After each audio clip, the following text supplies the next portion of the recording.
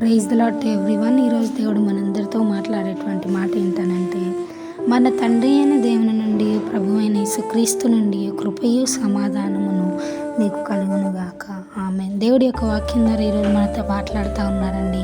ఈ యొక్క వాక్యాన్ని మనం ఒకసారి ఆలోచిస్తే, పౌలు గారు రాస్తూ చెప్పినటువంటి మాట ఏంటనంటే, తండ్రి నుండి అట్ ది సేమ్ టైం ప్రభు అయిన యేసుక్రీస్తు నుండి కూడా మనకి సమాధానము కృప కూడా కలుగునుగాక అని అక్కడ చెప్తా ఉన్నారు. దాన్ని బట్టి మనం ఆలోచిస్తే దేవుని దగ్గర నుండి కృపయు సమాధానము మనకి ఎప్పుడూ వస్తూ ఉండేది. కానీ మనం మన యొక్క ప్రవర్తనను బట్టి దేవుని దృష్టికి యథార్థమైనటువంటి జీవితం జీవిస్తే నిజంగా ఈ యొక్క కృప అనేది విస్తారమైనగా ఉన్నదండి. ఇది కృపాకాలము. కానీ మనం ఎట్లా బ్రతుకుతున్నాం మనం చెక్ చేసుకుందాం. నిజంగా దేవుని ఉగ్రత దినము కంటే ముందుగానే మనము దేవుని యొక్క మార్గమును నడుస్తూ దేవుని యొక్క కృప చేత నింపబడి దేవుని యొక్క రాజ్యంలో బలా నమ్మకమైన మంచి దాసురాలా అని చెప్పేసి దేవుని నోటి నుంచి మనల్ని దేవుడు పిలిచే విధంగా మనం బ్రతకడానికి ప్రయత్నిద్దామండి. ఇటు వాక్యము దేవుడు మనందరి జీవితంలో ఫలింపజేయునుగాక.